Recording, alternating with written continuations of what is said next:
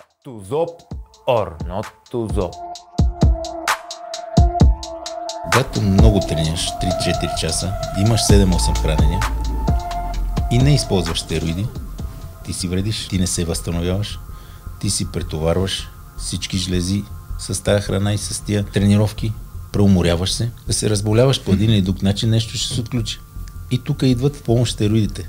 За да си здрав, за да ти помогнат ти да преодолееш тренировката, възстановяването и толкова много храна, идват полза. Повечето стероиди са за синтез на протеините, подпомагат усвояването на храната, на белтъчините. Ако много тежко тренираш, се преуморяваш и много често се и разболяваш. Ако взимаш по-малко стероиди, те те подпомагат и ти се по-добре ставаш. Ако взимаш много стероиди, пък другата крайност, не тренираш и не се храниш правилно, идват страничните ефекти от стероидите. Повечето хора, които са изкарали страничните ефекти, се знае за страничните ефекти, са от такива хора, които не са тренирали достатъчно, не са се хранили правилно, а са взимали стероиди и са разчитали на по-високи дози, за да имат по-добър резултат. Те са допринесли за лошото име на стероидите. А и повечето лекари ги подвеждат. Не взимай стероиди, защото ще дигнеш кръвно. Ти вдигаш кръвно, защото ядеш баници, тутманици, козунаци, баклави по цял ден и взимайки стероиди, прелива чашата, разбираш. Ами махни, яш 30 яйца и 2 кила краставици днеска и взимай стероиди да виж как ще ти падне кръвното и ще си скараш мускули.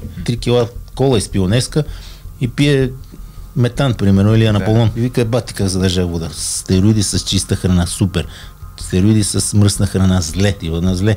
Само чиста храна без стероиди. Пак не е добре. Разбираш, всичките тия комбинации съм ги минал. Аз съм взимал стероиди, правил съм си изследвания през 6 месеца винаги и виждам, че с стероидите показателите на цялото тяло са ми в перфект. Като намаля стероидите се влошавам. Като ги увелича се влошавам.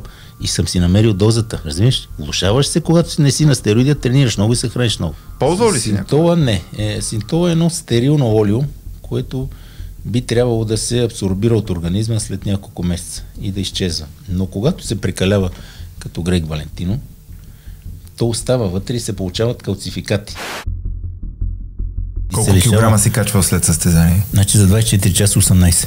18 кила? Да. А рекорда държи едно момче Владимир Курдов. Той качи 36 кила. Значи той сваляше примерно от 80 и нещо на 70, излезе на класически културизъм на 70 и беше 106 кила. Виж сега, аз се прибирам от състезание и сега вкъщи съм си напазарувал си една количка, ма толкова голема, не помня в кой магазин бях.